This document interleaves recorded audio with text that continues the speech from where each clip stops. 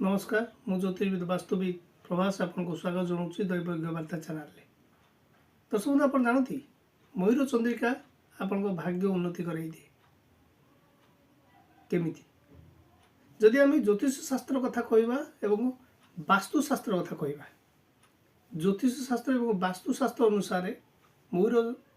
चंद्रिकार भूमिका अत्यंत गुरुत्वपूर्ण। ताले केमी जदि आम वास्तु कथा कहवा ताले वास्तु मतरे मयूर पर जदि आपणक घरर पूर्व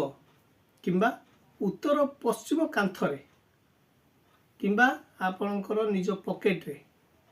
किंबा आपणकर डायरी रे जदि आपण ताको रखुचंती तेबे कोन हेबो ना राहु एवं शनिकर कोप दृष्टि आपणक उपरे विशेष प्रभाव पकेइबो नाही एवं घरर विषधर जीवंकर जो भय थाए पशिबार भय थाए ताहा मध्य दूरीभूत होता है।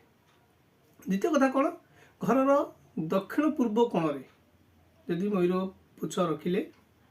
दैनंदिन समस्या आपन को मुक्ति मिलता है। 3 नंबर कथाटी कौन जदि गोटे मयूर पर भगवान राधाकृष्ण मंदिर रे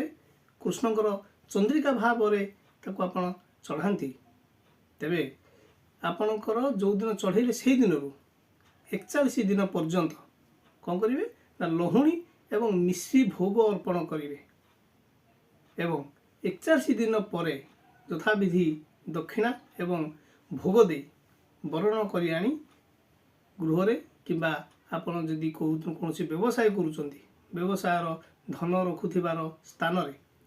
ताहा से जो मयूर पुछटी आपण ताको स्थापन करेंगे। जीवन में केबे अर्थर अभाव हेब नाही यह बहु परीक्षित। 4 नंबर कथा जदि आम कहवा ज्योतिष शास्त्र कथा तो ज्योतिषिक ग्रह विप्रंग मतरे प्रतिकार जो कहते प्रतिकार मतरे जदि कुंडली रे काल सर्प जोग थाए काल सर्प जोग कौन ना जदि आपण कुंडली रे राहु एवं केतुंकर मध्य समस्त ग्रह जदि थिबे तेबे कौन करिवे आपण सोइबा बेले आपन जो तकिया दी आप मुंड तले शोचंती से तकिया तले आप 7टी मयूर पर मन रखु 7टी मयूर पर शोइबा घरर पश्चिम दिगरे कबाट किंबा कांथरे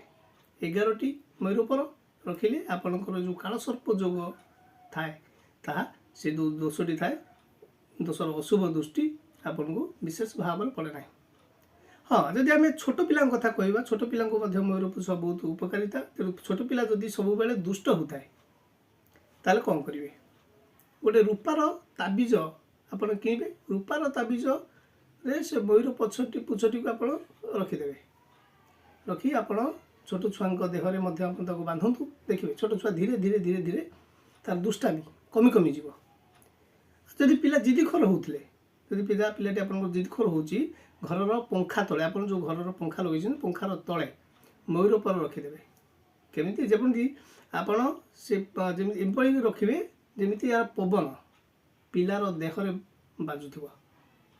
एमती कले धीरे धीरे से दुष्टामी प्रभाव कमिज।